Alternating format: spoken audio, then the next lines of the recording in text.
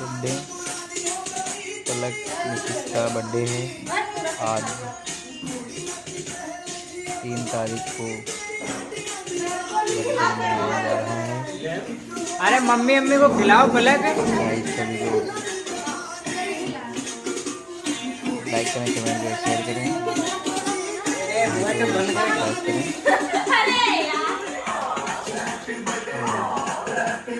छोटा मोटा रखा गया है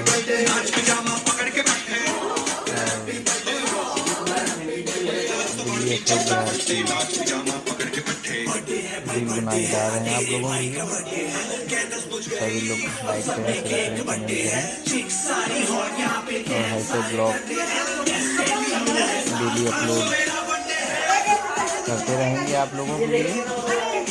सभी लोग सपोर्ट करें इस नीरज भाई को। रोशन कानपुर देहात से।